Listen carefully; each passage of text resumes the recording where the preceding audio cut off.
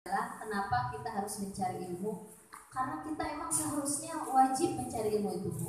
Supaya apa? Supaya kita mengerti, supaya kita memahami, sehingga apa yang kita lakukan itu bukan karena pahala sebetulnya, Bu. Karena emang pantas gitu. Allah itu kita bilang subhanallah, banyak baca zikir, kita sholat, kita berbuat baik. Untuk apa? Karena emang Allah pantas untuk kita lakukan seperti itu. Nantilah kita belajar itunya. Ini permulaan kenapa kita harus banyak bersyukur kepada Allah. Oleh karena itu mari kita mengucap syukur yang sedalam-dalamnya, yang setinggi-tingginya kepada Allah. Alhamdulillahilladzi bi ni'matihi tatimmu shalihat. Kemudian salawat beserta salam mari kita sanjungkan kepada baginda kita Habibana wa Nabiyana Muhammad sallallahu alaihi wasallam. Semoga dengan salawat-salawat ini Allah menyampaikan cinta kasih kita kepada baginda kita yang mulia. Kalau cinta kasih kita ungkapkan, kemudian kita kan mengucapkan Allahumma sholli wa sallim wa barik alaihi, atau Allahumma sholli ala Sayyidina Muhammad. Ya Allah, semoga rahmat, curahan dan sebagainya ya, kebaikan-kebaikan datang kepada Rasulullah. Kalau kata para ulama sufi, Rasulullah itu tidak perlu lagi doa rahmat, curahan, kasih sayang Allah. Dia sudah dirahmati, dia sudah disayangi sama Allah, dia sudah dicukupkan sama Allah. Kenapa kita mengucapkan itu? Nah, berarti kata-katanya yang lebih bagus, lebih baik adalah Allahumma sholli wa sallim ala Sayyidina Muhammad. Itu artinya, ya Allah, sampaikan cinta kasih sayang kepada Nabi Muhammad. Ketika menyampaikan cinta kasih kita, rasa sayang kita oleh Allah disampaikan kepada Nabi Muhammad, maka Nabi Muhammad akan menjawab balik. Nabi Muhammad akan menjawab balik. Apa kata Nabi Muhammad? Assalamualaikum, keselamatan, anugerah, kasih sayang buat kamu, kata Nabi Muhammad. Jadi sebetulnya ketika kita mengucapkan sholawat salam kepada Nabi Muhammad, yang butuh itu kita. Maka kata-katanya adalah, ya Allah, sampaikan rasa cinta kasih sayang kami kepada Rasulullah, kepada Nabi Muhammad. Itu kita minta Allah yang menyampaikan, Bu. Disampaikan sama Allah kepada Nabi Muhammad. Bagaimana, Bu, reaksinya Rasulullah? Balik, Bu, menyampaikan salamnya buat kita. Contoh, saya ucapin salam ke Bu Yeti ya, dijawab gak, Bu? Apalagi Rasulullah. Kok bisa Rasulullah menyampaikan balik menjawab salam? Kan Rasulullah yang meninggal jasadnya aja, rohnya mah gak meninggal. Rasulullah itu adalah sumber cahaya. Cahaya itu, ini saya baru belajar juga. Cahaya itu bisa, kalau tubuh nih ya, bercahaya nih Bu, tubuh nih, itu kan bisa ke kanan, bisa ke kiri, bisa ke belakang, bisa kemana-mana. Sedangkan sumber cahaya alam raya ini adalah Nabi Muhammad. Berarti siapa saja yang mengucapkan salam kepada beliau, Rasulullah tuh tahu gitu, tahu karena sumber cahayanya dia. Jadi kalau badan tuh bisa mau 10, mau 100, mau 1000, mau sejuta bisa gitu, karena dari cahaya tadi. Kan cahaya itu kemana-mana dia bisa lihat. Sumber cahaya itu kan Rasulullah ya. Jadi ketika di daerah Timur Tengah, kayak mau di Barat, kayak mau di Indonesia, mengucapkan salam kepada Rasulullah, mengucapkan salam kan banyak ya, Bu ya. Tapi Rasulullah itu tidak terbatas pengetahuannya, pendengaran dan sebagainya, karena dia sumber cahaya. Ketika kita menyampaikan rasa cinta kasih kita, kasih sayang kita kepada Rasulullah, dijawab dengan doa Rasulullah. Assalamualaikum, keselamatan buat kalian, rahmat, Jadi makanya salah satu cara untuk mendapatkan syafaat Rasulullah adalah banyak bersolawat kepada beliau. Dijawab terus sampai sama beliau. Sampai kapan? Sampai kita meninggal dunia. Banyak-banyaklah bersolawat dan bersalam. Kenapa, Bu?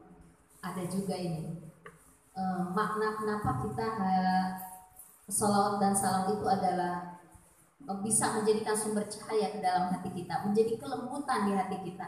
Jadi kalau ada orang yang keras hatinya, Bu, banyak-banyak baca sholawat. Ibu, Allah itu ketika memerintahkan hambanya untuk sholat, Allah sholat enggak, Bu? Enggak. Ini bahasa akhlaknya sufi ya, Allah sholat enggak, Bu?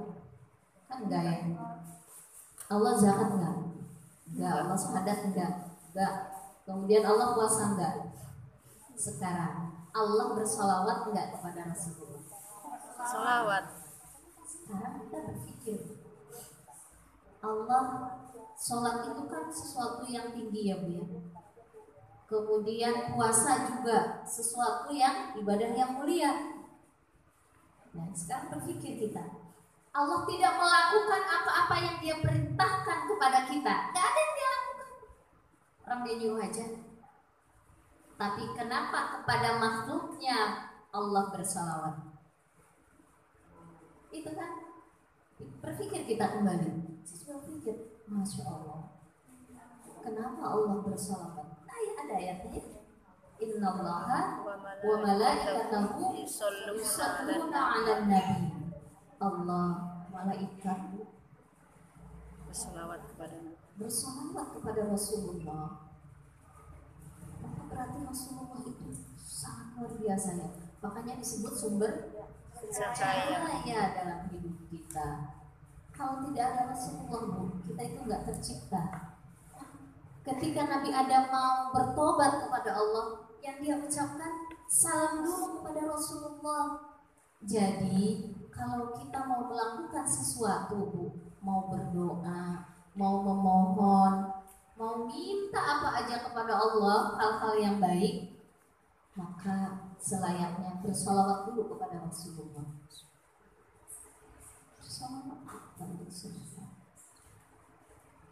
Kalau ada anak yang keras hatinya, anak ada yang keras hatinya, bacain dulu tuh salawat kepalanya, diusap-usap. Allahumma sholli ala sayyidina Muhammad. Ya Allah, sampaikan rasa cinta kasih sayang saya kepada Muhammad, kepada Rasulullah, utusan Engkau, kepada Sayyidul Anbiya wal Mursalin. Ibu, angkat-angkat Rasulullah. Ketika kita mengucapkan itu, oleh Allah disampaikan kepada Rasulullah. Sampai itu ungkapan kita kepada Rasulullah, cahaya Rasulullah akan menembus kalbu kita. Dia datang bukan melihat kita doang terus didoakan. Enggak gitu, Bu. Cahayanya itu nembus ke dalam kalbu kita. Kemudian ketika diusap anak kita tuh yang keras, anak kita nggak tahu, mungkin lagi tidur atau lagi lewat, kita usap. Cahaya Rasulullah menembus jantung dada beliau, jantung anak kita, kalbu anak kita. Tetapi Ibu, diucapkannya bukan hanya sebatas lisan, hanya pemanis bibir. Ibu ketika bersalawat kepada Rasulullah itu harus keluar benar-benar dari kalbu kita. Karena Rasulullah, cahaya Rasulullah tidak akan masuk ke dalam kalbu kita kalau tidak keluar dari kalbu kita. Rasulullah itu ketika kita mengucapkan Allahumma sholli ala sayyidina Muhammad, tapi hati mau kemana? Ke dapur kek, ke pasar kek, ke anak yang nyebelin kek, ke suami dan sebagainya. Itu nggak disampaikan sama Allah kepada Rasulullah. Kenapa? Karena yang akan disampaikan oleh Allah sesuatu yang ada di dalam kalbu kita. Kan kata Allah, innallaha la yanzuru ila suwarikum ila ajsamikum walakin yanzuru ila qulubikum. Allah itu tidak melihat omongan kamu, tidak melihat rupa kamu, Tidak melihat pekerjaan kamu, tapi yang dilihat oleh Allah adalah kalbu kita. Jadi ketika kita mengucapkan sholawat kepada Rasulullah, ibu harus ditanamkan di dalam kalbu ini. Allahumma sholli ala sayyidina Muhammad. Ya Allah, sampaikan rasa kasih sayang kami, cinta kami. Kalau kita mengucapkan kata-kata kepada Sayyidul Anbiya wal Mursalin, Bu, itu bergetar badan seseorang sebetulnya. Kenapa? Karena Rasulullah itu cahaya yang maha lembut. Maka ketika seseorang mengucapkan cahaya yang lembut tadi, akan melembutkan kalbu seseorang. Akan melembutkan kalbu seseorang. Cuma kita tahan aja nggak nangisnya. Tapi kalau masuk dalam kalbu, oh Masya Allah. Karena emang sumber kelembutan Rasulullah itu. Makanya saya kenapa sekali lagi mengatakan ketika anak kita bermasalah, ucapkan sholawat kepada Rasulullah, tapi bukan hanya di mulut, tapi harus menembus di dalam kalbu kita, hati kita. Ya Allah. Jadi kalau ada orang zikir Allahumma sholli ala sayyidina, Allahumma sholli ala sayyidina, Allahumma sholli ala sayyidina, mau sambil lari-lari sambil jalan, Allahumma sholli ala sayyidina, Allahumma sholli ala, nggak ada makna di dalam kalbunya, itu nggak tembus kepada Rasulullah dan tidak mengefek dalam kalbu kita atau dalam kalbu anak kita. Jadi ketika diusap anak kita itu, pertama hadirkan dulu wajah Rasulullah. Makanya kan Rasulullah itu tidak bisa diungkapkan dengan wajah, tidak bisa digambarkan ya. Dia kan cahaya, sumber cahaya dunia Bu Rasulullah itu. Ketika kita panggil, cahayanya akan datang. Allahumma sholli ala sayyidina Muhammad. Allahumma sholli ala sayyidina Muhammad. Ya Allah, sampaikan kasih sayang, cinta kasih kami kepada beliau ya Allah. Allah sampaikan Bu, keluar dari hati ini, keluar dari hati. Kemudian Rasulullah menjawab. Jawaban Rasulullah yang akan terjadi ke dalam kalbu kita adalah cahayanya menembus hati kita. Masya Allah. Saya dulu belum mendapat pengetahuan yang dalam seperti itu, tapi saya ikutin aja apa kata guru saya. Saya punya anak, kemudian anak ini bikin masalah ya. Kadang-kadang bikin nggak bisa tidur lah ya dan sebagainya. Kemudian kita bacain sholawat, Allahumma sholli ala sayyidina Muhammad, Allahumma sholli ala sayyidina Muhammad. Emang berubahnya nggak waktu itu? Bertahap. Mungkin Allah ketika anak itu masih menurut kita belum berubah, tetapi itu adalah proses.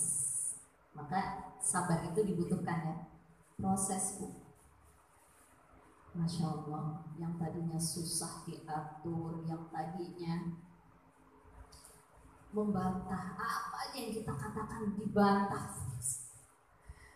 Kemudian berani menurut apa yang kita pelajari di dalam agama itu tidak pantas dilakukan oleh anak-anak kita, tapi mereka melakukannya Bu. Tapi kita tetap bersabar, kita bersolawat kepada Rasulullah. Mohon dilembutkan hati anak kita, mohon dilembutkan hati anak kita. Alhamdulillah hasilnya kelihatan. Mau nurut sekarang, apa kata mereka?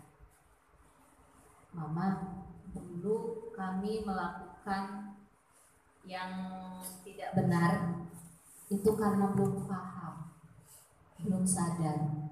Sekarang sadar. Dek, apa yang membuat kamu memotivasi mau nurut, mau apa yang diperintahkan orang tua atau diperintahkan oleh Allah itu kok mau gitu? Kita suka ngobrol. Ya dulu kan belum paham, belum sadar. Tapi sekarang satu yang diinginkan adalah bagaimana saya tidak durhaka kepada orang tua. Itu doang. Wah itu Masya Allah Bu. Artinya doa-doa yang kita itu lakukan, panjatkan, sholawat yang kita mintakan kepada Allah, melalui proses yang panjang bisa terlaksana. Jadi jangan kecil hati. Kalau ada anak sekarang lagi bermasalah, kalau lagi ada suami yang lagi membuat kita susah tidur, jangan berputus asa. Banyak-banyak bersolawat kepada baginda kita.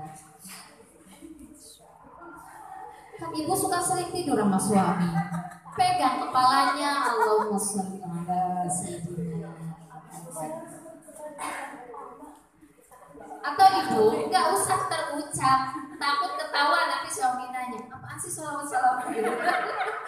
Di dalam hati merenung ya, kan sampai itu cahayanya, itu nanti insya Allah sampai cahaya Rasulullah ke kolbu suami kita, kolbu anak kita. Atau ibu punya tetangga, boleh tuh, ketika ditatap dia kan nggak mungkin tetangga digini-gini. Kalau lihat tetangga yang membuat kita tuh Gak bisa tidur. bacain sholawat kamu. Minimal yang lembut hati kita, yang mau nerima hati kita, seneng aja melihat dia begitu gitu. Begitupun anak-anak kita, Bu, mungkin nggak berubah waktu itu, tapi hati kita yang lembut. Kan kalau keras dibenturkan dengan keras bisa pecah ya, tapi ini keras dibenturkan dengan lembut, si kerasnya tidak akan rusak, si lembutnya tidak akan hancur. Jadi selamat dua-duanya. Itu Bu, kalau hati seseorang itu lembut, yang penuh dengan cahaya Allah. Makanya kan saya selalu bilang, ibu-ibu yang ngaji di sini, insya Allah hatinya bercahaya. Cahaya ibu akan mencahayai sekelilingnya. Kenapa? Mau ada orang yang nyebelin, yang nyakitin, yang nyusahin sebagainya, ibarat yang nyakitin, yang nyebelin, yang nyusahin, yang buruk-buruk gitu ya, itu kan sesuatu benda yang keras. Tetapi karena kita bercahaya, itu artinya lembut hati kita. Mereka berbenturan dengan kita, berhadapan dengan kita, tidak akan merusak diri kita, tidak akan menghancurkan diri kita, dan tidak akan menghancurkan mereka. Apa yang terjadi kok tidak hancur? Kalau kita bercahaya, sekeliling kita mungkin belum bercahaya, kita itu akan mencahayai mereka. Bisa saja hatinya yang tadinya kasar menjadi lembut. Kita bertahan aja dalam kelembutan ini, dalam cahaya ini. Dengan apa? Banyak bersolawat. Hati itu Bu bisa lembut dengan banyak bersolawat, dengan banyak berzikir kepada Allah. Itu kenapa kan kita belajar zikir, solawat, mengagungkan Allah, mengagungkan Rasulullah, supaya lembut hati kita. Nah itu. Jadi siapakah orang yang paling banyak zikirnya kepada Allah, yang paling banyak mengagungkan Allah, adalah Rasulullah. Makanya dia paling banyak bercahaya, paling bercahaya, mencahayai seluruh alam dunia ini. Dari mana asal kata bahwa Rasulullah itu paling banyak berzikir? Kata Siti Aisyah. Apa kata Siti Aisyah? Khuluquhul Quran, akhlaknya Al-Quran. Setiap napas yang keluar dari Rasulullah itu adalah zikir, Bu. Keluarnya zikirnya Allah, atau Allah, atau la ilaha illallah. Masuknya juga zikir, keluar nafas zikir, masuk zikir, itu kan cahaya semua. Rasulullah itu tidak pernah berhenti dari berzikir. Cuma dia itu kan ada hadis yang mengatakan, wallahi la astaghfirullah fi yaumin wa lailatin sab'an marrah. Kan dia bilang begitu ya Rasulullah. Demi Allah, aku tuh istighfar setiap hari tidak kurang minimal 70 kali. Ada di hadis lain yang mengatakan mi'atan marrah, 100 kali minimal. Itu yang kelihatan oleh sahabat. Itu yang kelihatan oleh sahabat, Bu. Umar bin Khattab menyaksikan sendiri. Ketika lagi ngobrol-ngobrol gini, aku lihat tuh Rasulullah itu yang kelihatan. Itu dia baca Rabbi firli wa atubu atau astagfirullahaladzim wa atubu ilaih. Ada juga yang menyaksikan Rabbighfirli warhamni innaka antat tawwabur rahim. Istighfar dalam satu pertemuan itu tidak lama, dihitung oleh Umar bin Khattab 70 kali. Saya pernah menyampaikan yang Ibu ya. Itu yang kelihatan. Berarti ketika diamnya, kalau melihat bahwa sumber cahaya Rasulullah, berarti di setiap keluar nafasnya zikir, masuk nafasnya zikir. Kita, nah berarti sekarang pelajaran buat kita ya Bu. Kalau ingin hati kita lembut, bercahaya, bersolawat dan bersolawat. Silahkan yang Ibu mampu, yang Ibu senang, yang Ibu enjoy. Karena Allah pun kan menciptakan malaikat. Menciptakan malaikat itu beragam dalam berzikir kepada Allah. Ada yang zikirnya subhanallah wa bihamdihi subhanallahil azim. Itu kalimat yang paling favorit di alam langit. Itu kata-kata subhanallah wa bihamdihi subhanallahil azim. Itu kalimat favorit para malaikat. Ada juga yang kerjaannya ruku, bacanya apa? Subhanallah wa bihamdihi atau subhanallah wa bihamdihi. Atau ada juga la ilaha illallah, la ilaha illallah. Banyak ragamnya. Ada yang bersolawat aja. Jadi berbeda-beda emang. Jadi artinya manusia pun begitu kita. Saya kok lebih tertancap di dada baca sholawat. Nah, baca sholawat silahkan Ibu. Saya kok lebih tertancap di dada itu baca astagfirullahaladzim, astagfirullahaladzim wa atubu ilaih. Itu kalimat-kalimat yang saya favorit gitu. Yang lain juga dilakukan. Cuma ada kan zikir-zikir favorit kita ya Bu ya. Ada gitu. Emang itu tidak salah. Malaikat pun begitu. Ada zikir-zikir beliau. Para malaikat itu beda-beda gitu. Ada yang istighfarnya banyak, ada yang mengagungkan Allahnya tadi banyak, ada yang bersolawatnya banyak. Nah kita di mana yang kita favorit kita suka, kemudian itu tuh. Tapi mau solawat, mau zikir kepada Allah, mau bentuk apapun itu, intinya adalah dihadirkan sang sosok yang kita zikirin tadi. Hadirkan di dalam kalbu kita. Jadi bukan hanya di mulut aja Bu. Jadi kalau nanti nih berubah di mindset kita, kebiasaan kita, kalau kita lagi zikir kepada Allah, kalau habis sholat kan biasa ya, selain habis sholat juga. Jadi ditanamkan, masukkan dulu kalimat-kalimat tersebut di dalam kalbu kita, bukan di pikiran kita Bu. Kalau bisa ya diusahakan. Saya mau zikir apa? Saya contohkan astagfirullahaladzim. Apa sih astagfirullah? Itu kan pikiran kita. Kalau cuma astagfirullahaladzim sama pikiran kita, oh aku mohon ampun kepada Allah dan aku bertobat kepadanya. Itu kan hanya mulut sama pikiran kita. Itu enggak, itu seperti hal yang di awang-awang Bu. Tidak menyentuh kalbunya. Jadi kalau sholat makanya Bu, kan ada orang sholat yang penting tahu bacaannya, kemudian mengerti artinya. Itu belum tentu masuk ke dalam qalbu, belum tentu Bu. Seperti gini, inna sholati, sesungguhnya sholatku wa nusuki, dan kan katanya kalau mau sholat khusyuk itu harus istilahnya tahu artinya. Ngertilah artinya gitu. Itu belum sampai Bu ke dalam kriteria kaidah sholat khusyuk, belum sampai.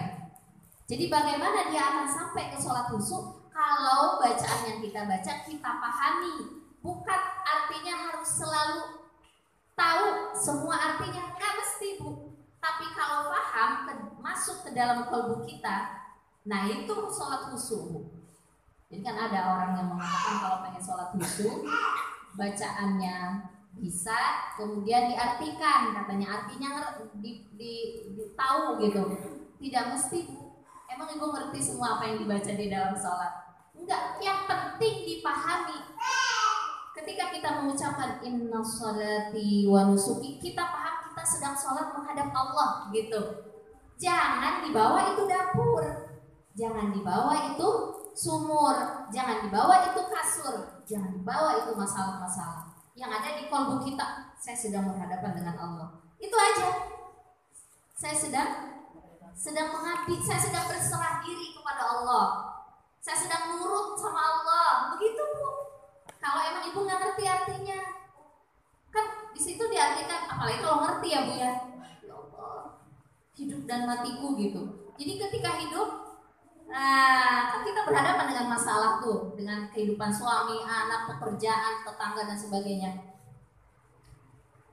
Itu hanya untuk Allah. Jadi di situ Allah aja gitu di dalam kalbu kita. Nah itu. Jadi kalau pikiran sama mulut doang ngerti yang kita baca, kemudian pikiran juga mengartikan, itu belum tentu masuk ke dalam kalbu kita. Maka sholat kita susah untuk khusyuk. Tapi kalau sudah di sini Allah, Bu, Allah sedang melihat saya sedang berhadapan dengan Allah, saya sedang tunduk kepada Allah. Begitu pemahamannya, Bu. Saya sedang tunduk kepada Allah, saya sedang berserah diri kepada Allah. Di situ, Bu. Itu insya Allah. Terus tiba-tiba ingat lagi dapur. Nah, ingat dapur, saya sedang berhadapan dengan Allah. Balikin lagi. Karena akan terjadi seperti itu. Akan terjadi seperti itu. Walaupun orang itu sholatnya khusyuk, apalagi yang nggak khusyuk, pun isinya di sini semua, bukan di kalbu gitu. Nah, kita kan sedang belajar ya, Bu ya. Nah, seperti itu. Jadi supaya sampai kepada Allah menjadi cahaya. Makanya kalau sholat orang yang masuk ke dalam kalbu, dia akan menjadi cahaya. Mati ya, habis ya. Habis kayaknya.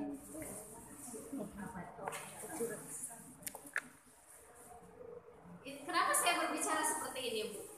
Ibu selawat tadi. Karena sumbernya adalah cahaya. Apa yang membuat seseorang bacaannya ada yang sama, bacaannya sama, Bu, malah mungkin lebih fasih si A, si B itu nggak fasih bacaannya. Tetapi fasih bacaan tidak menentukan seseorang bisa mencapai kolbunya. Betul nggak, Bu? Betul. Ini fasih bacaannya, oh ahli kiroat, kemana-mana dipanggil. Kiroah gitu ya. Si ini bacaannya ya kita lah standar, kiroah nggak bisa contohnya. Tapi sholat kita benar-benar seakan-akan melihat Allah. Dan ketika kita memahami ya, Bu ya, bukan bisa mengartikan saja. Di sini tuh ya Allah, ketika kita dari Allahu Akbar, itu kalau Allahu Akbar kita maknai masalah kita banyak sebelum kita sholat ya. Kemudian kan ketika kita sholat, ketika Allahu Akbar itu artinya itu masalah kecil semua. Yang besar adalah Allah. Coba begitu sekarang. Baru Allahu Akbar. Engkau ya Allah yang maha besar. Engkau ya Allah yang maha agung. Engkau ya Allah yang maha tinggi. Allahu Akbar. Abu Bakar tuh nangis. Bukan melihat masalah lagi Abu Bakar itu, karena mengagungkan kebesaran Allah. Maknanya luas kali ya. Gitu. Kenapa? Karena masuk ke dalam kalbu. Kalbu Abu Bakar itu di antara kalbu yang paling lembut. Kenapa? Iman Abu Bakar kan terbesar ya, terbaik di antara seluruh sahabat-sahabat Rasulullah. Karena hatinya lembut, karena bercahaya. Kalau sudah bercahaya, cara sholat kita benar, itu efeknya setelah sholat assalamualaikum warahmatullahi wabarakatuh, itu akan ada ketenangan di dalam batin kita.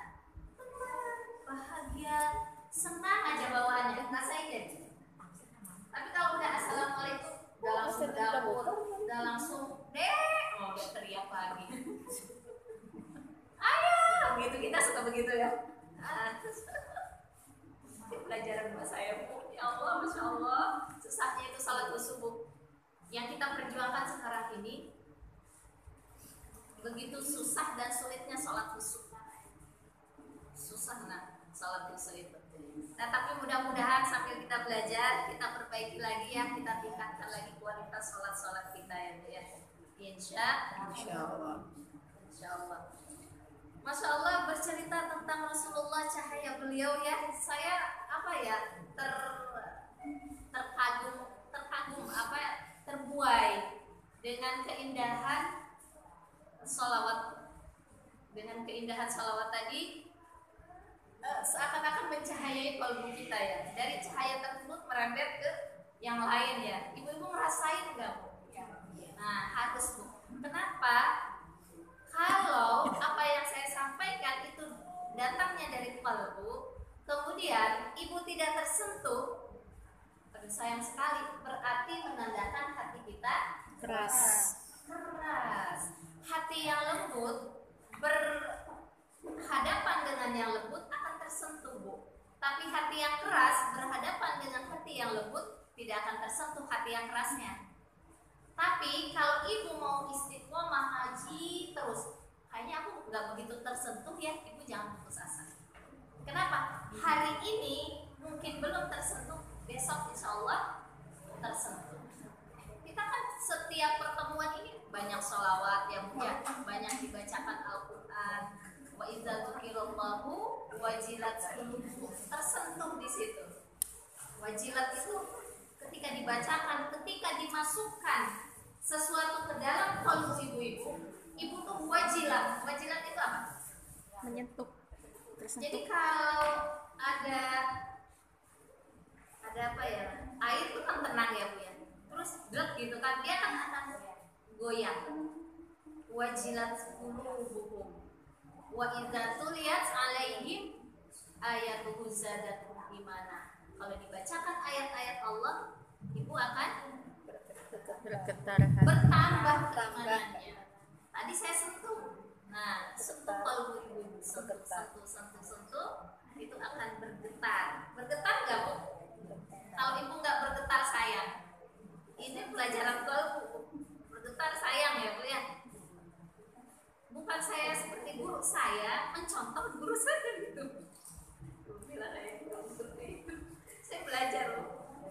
Nah itu, ya Bu ya, Masya Allah. Tapi istiqomah saja. Kita langsung ke bab istiqomah sekarang. Nih babnya baru masuk. Kalau ingin tersentuh, ingin bertambah cahaya di kalbu kita, pengetahuannya harus terus ditingkatkan. Pengetahuan tidak bertambah, Bu, cahayanya nggak bakalan meluas. Cahaya kita mungkin segini ya, Bu ya. Sekarang, besok belajar lagi, besok ngaji lagi, besok itu akan bertambah terus cahayanya. Makin lebar, makin luas, makin luas, makin luas. Masya Allah. Cahaya itu bertingkat-tingkat, Bu, seperti keimanan kita. Kan lampu juga bertingkat-tingkat wattnya ya, Bu ya. Ada yang 5 watt, itu kan hanya mencahayai kamar mandi aja. Ada yang 10 watt Philips bisa mencahayai satu ruangan rumah. Ada yang mencahayai 100 watt bisa mencahayai satu kampung, satu gang gitu. Semakin luas cahaya kita, maka akan semakin memberikan manfaat, daya manfaat yang luar biasa itu, Bu, buat umat gitu. Ibu ini sumber cahaya di daerah ini. Ibu ini berapa orang yang istiqomah haji? 30 orang lah yang istiqomah contohnya. Atau 35 kalau lagi banyak ya, Bu ya, di Selasa Rabu. Beda lagi kalau di hari Jumat. Ibu ini sumber cahaya loh di daerah itu. Seperti lampu tadi, mencahayai. Luar biasa. Tapi dibutuhkan keistiqomahan. Yang akan kita bahas adalah Bismillahirrahmanirrahim di dalam bab Riyadhus Shalihin, bab tentang istiqomah, artinya bab tentang teguh dalam pendirian. Qala Allahu Ta'ala, kata Allah berfirman di dalam Quran surat Hud ayat 112, fastaqim kama umirta wa man taba'aka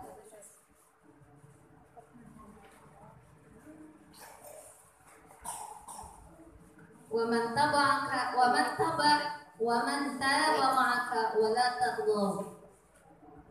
Di sini artinya teguhlah kalian dalam pendirian, istiqomah gitu ya Bu ya. Seperti apa yang diperintahkan oleh Allah.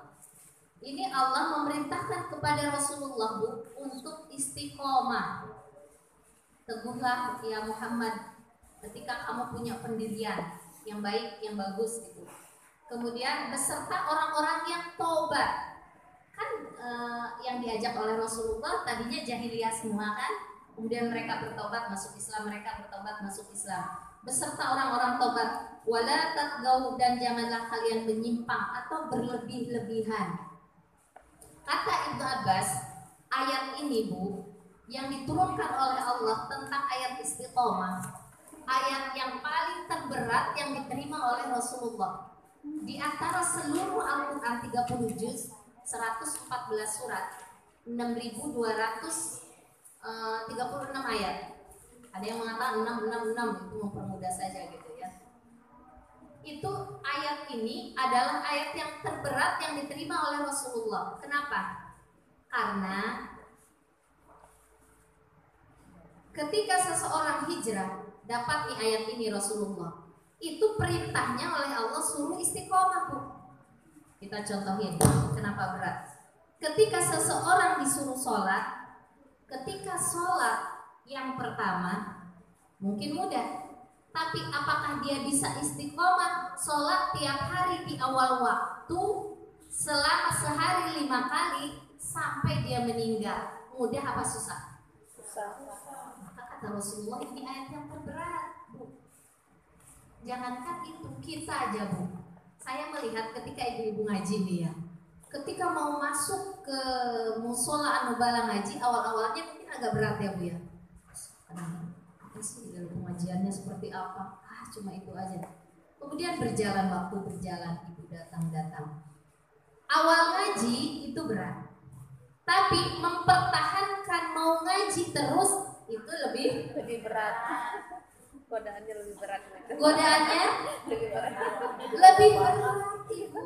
Makanya kata Rasulullah, ini ayat terberat kalau kita suruh istiqomah. Makanya kalau di share itu yang ibu-ibu solehah, semoga kita istiqomah. Kenapa? Karena istiqomah itu hal terberat di dalam kehidupan kita. Ibu, ada, saya menyaksikan sendiri, ada ibu-ibu yang awalnya rajin tahun pertama malah datang paling awal, tahun kedua masih sama, tahun ketiga masih sama, tahun keempat jeblok, gak nongol, lakalam wala salam, tidak ada omongan, tidak ada salam. Kenapa? Ternyata emang berat Bu.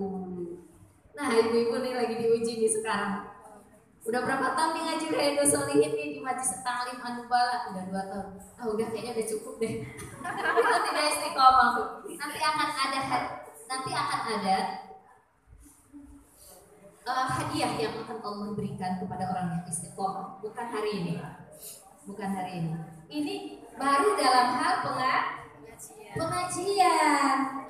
Ini kadang-kadang ibu kita kenapa nggak ngaji? Aduh banyak urusan di rumah, belum istiqomah. Kenapa nggak ngaji? Itu nemenin teman. Kata Rasulullah, kenapa berat? Kita pun berat merasakannya. Mungkin awal-awal ketika orang disuruh puasa aja ya Bu ya. Puasa Senin Kemis tahun ini rajin.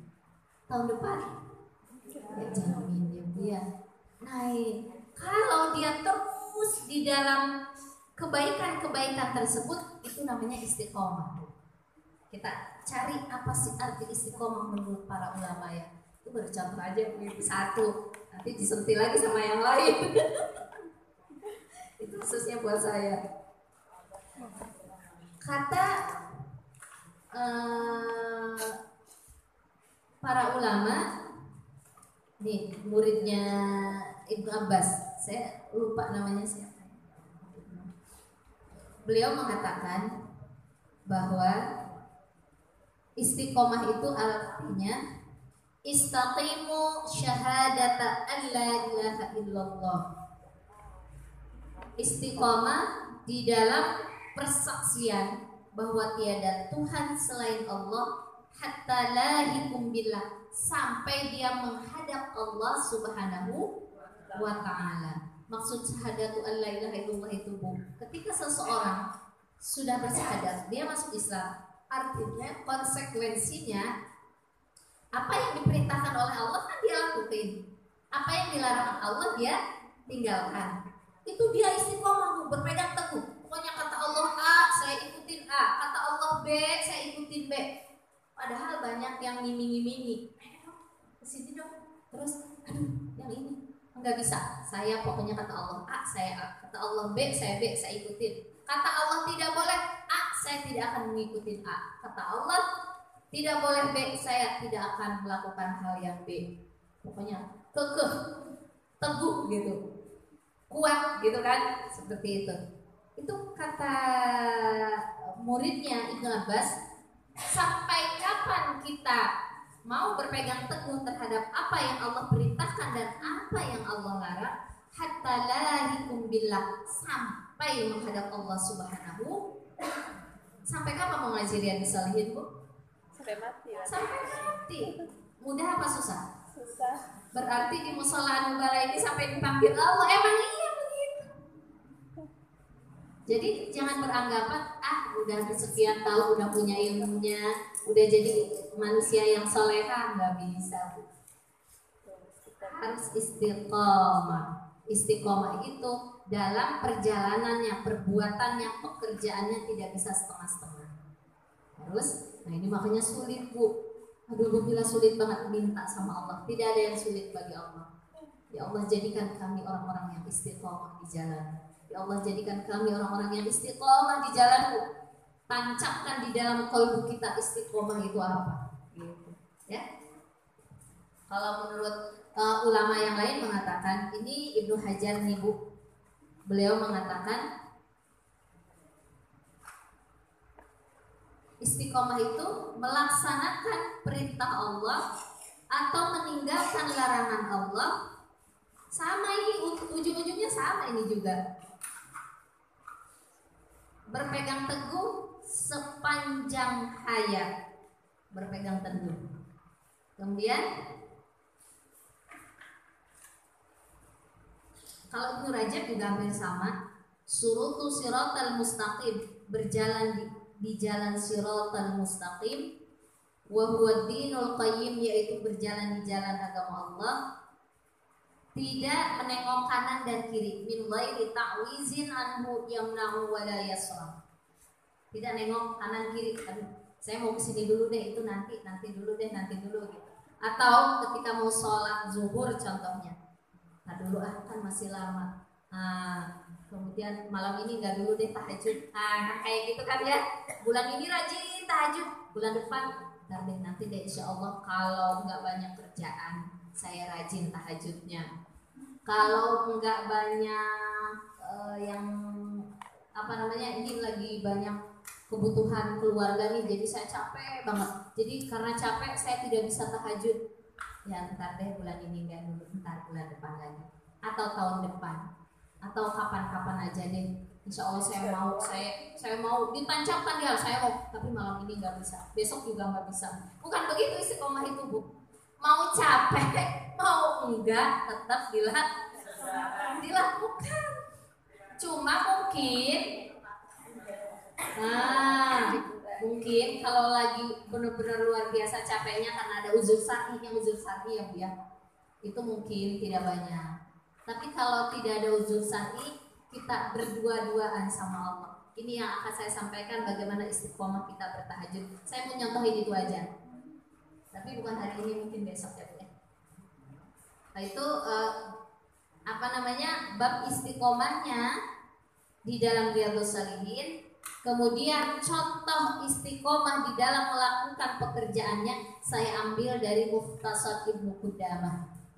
Nah itu. Nanti besok ya insya Allah ya Bu ya, mudah-mudahan bisa kita lakukan bagaimana istiqomah kita. Contoh pekerjaannya, contohnya yaitu bagaimana kita bisa istiqomah qiyamul lail.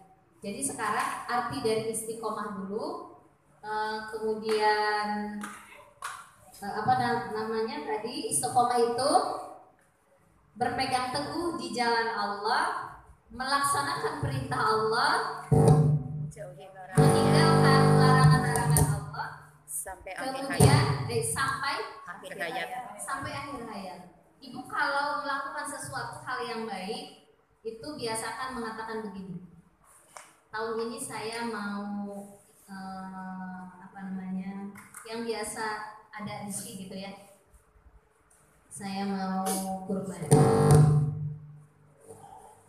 Ketika ada goncangan ekonomi tapi masih punya simpanan, tapi ini lagi banyak kebutuhan, terus suami kok agak berkurang penghasilan tapi masih punya, itu harus diterapkan rumus istiqomah ini.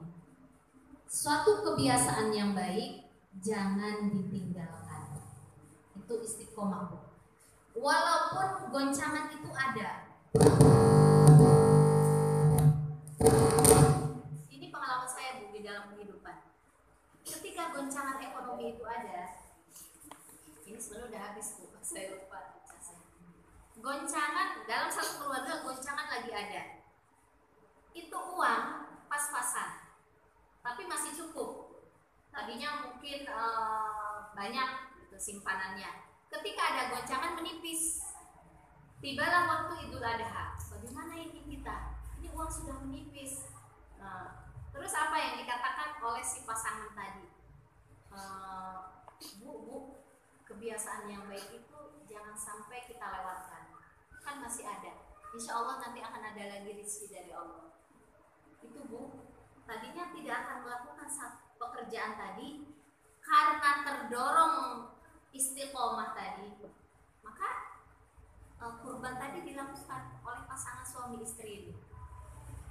Pasangan suami istri ini dilakukan korban, padahal duitnya sudah menipis gitu, sudah menipis, usahanya lagi ya kan, kadang kita ya dalam kehidupan itu ekonomi itu ya kadang ada di atas, ini lagi di bawah gitu, tapi masih bisa, kecuali emang nggak punya, itu nggak ada suatu kewajiban. Jadi istilahnya dalam istiqomah untuk beribadah Idul Kurban tadi itu perlu seseorang itu berpegang teguh dalam hal kebaikan tadi gitu. Kan itu nggak mudah Bu. Kadang-kadang suka begini, karena itu kewajiban yang menurut Imam Syafi'i adalah seumur hidup sekali, akhirnya karena lagi agak-agak goncang nih ekonomi kita, dulu lah tahun ini nggak Idul Kurban dulu deh, nanti aja tahun depan, insya Allah nanti mungkin ekonomi kita akan gini nih, si suami istri itu ngobrol contohnya itu ya. Tetapi Bu, kalau kita mau istiqomah dalam satu kebaikan, hal apapun yang menggoyahkan kita, dia tidak akan goyah gitu, karena emang masih ada, cuma lagi goyang gitu. Nah itu seperti itu. Jadi emang istiqomah itu sulitnya di situ Bu. Atau bersedekah mingguan. Ibu mingguannya di mana? Mungkin di sini yang paling banyak kali ya, mingguannya maksudnya. Mungkin kalau tiap hari ada ke siapa gitu. Atau mungkin bisa juga tiap harinya emang di sini. Itu kan butuh istiqomah ya Bu ya. Setiap datang ngeluarin duit kan. Ada yang 2.000, ada yang 5.000, ada yang 10.000 gitu kan. Kemudian kalau istiqomahnya itu hilang, dulu lah Bu, hari ini nggak masukin dulu kan, kemarin udah. Nah itu berarti goyah istiqomahnya. Kenapa? Karena emang sulit Bu istiqomah itu. Udah hitung ya sebulan berapa ya. Kata Allah, siapa yang ngasih? Allah. Rizki kita tuh nggak ada, sebenarnya nggak punya Bu. Titipan itu. Ketika kita mengeluarkan harta yang dititipkan oleh Allah, itu artinya Bu, kita sedang mengurangi beban kita. Semakin banyak dikeluarkan di jalan Allah, semakin banyak beban yang kita menumpuk di dalam diri kita. Itu sebetulnya harusnya begitu Bu, ditanamkan di dalam pikiran kita. Ketika kita bersedekah, itu kita sedang mengurangi beban. Coba Ibu bayangin, dititipin oleh Allah, kita contoh dititipin oleh Allah 5 juta sebulan. Kata Allah, keluarkan berapa gitu ya? jangan banyak-banyak, yang kurang sedikit. Itu berarti menampung beban yang banyak, Bu, kalau kita mengeluarkannya tidak sesuai dengan yang dititipkan oleh Allah. Bisa dipahami, Bu? Bisa. Jadi kalau ditahan Tambah beban. harta yang dikasih oleh Allah, Tambah beban. itu sebetulnya sedang menumpuk beban di dalam Badan jiwa kita. badan jiwa kita. Itu kalau lagi banyak masalah, banyak sedekah, itu akan berkurang beban-beban itu. Kenapa kita banyak beban? Berarti bisa juga karena banyak dosa yang kita lakukan atau terlalu diikat duit kita. Saya kenal lagi, Bu bilang ini kan cerita tentang istiqomah maksudnya saya, Bu. Iya. Jadi kalau kita istiqomah itu sebetulnya khususnya di dalam infak sedang mengentengkan badan kita, Iya, benar. pikiran kita, hati kita, kehidupan kita Masalah, ya. alir, mudah, ringan. Kalau orang ahli sedekah, kalau orang istiqomah ketika tahajud, kalau orang istiqomah ketika ngaji Riyadhus Shalihin atau ngaji hadis arba'in dan sebagainya, istiqomah itu saat sebetulnya dia sedang mengentengkan bebannya, itu tidak terlalu berat di dalam tubuh. Cuma yang bikin berat itu ketika mau melakukannya. Betul nggak, Bu? Iya, benar. Ya, ketika udah melakukannya emang nggak berat, malah seneng. Emang gitu. Jadi imbanglah antara hasil dengan yang kita lakukan. Kan berat mau ngaji ya, Bu ya. Udah gitu masukin lagi infak, berat kan. Tapi hasil yang akan diberikan oleh Allah itu akan lebih hebat daripada besarnya beban yang kita lakukan ketika awal. Iya, benar. Kita mau ngaji Beratnya di banget, rumah kan? pas mau berangkat sini. Aduh, berat. Susah itu berat, Bu. Tapi kesini mah enak. Nah, nanti kesini enak, ibu akan Allah atur kehidupan ibu di rumah tangga nanti. Ekonomi ibu semuanya akan diatur oleh Allah dengan keimanan kita kepada Allah. Kan di sini diisi ya, diisi. Cahaya datang terus, cahaya datang terus, cahaya. Itu akan mengentengkan hidup kita. Nah, seperti itu saja. Nah, mudah-mudahan bermanfaat ya, Bu ya. Inilah keterbatasan ilmu saya yang Allah titipkan kepada saya sementara ini. Insya Allah Allah kasih lagi besok ilmunya. Amin. Ke saya dan kepada ibu-ibu semua. Amin. Mohon maaf bila mana ada sesuatu yang kurang berkenan. Kelebihan, keutamaan ilmu yang saya dapatkan semuanya datangnya dari Allah Subhanahu wa taala. Wabillahi taufiq wal hidayah. Wassalamualaikum warahmatullahi wabarakatuh.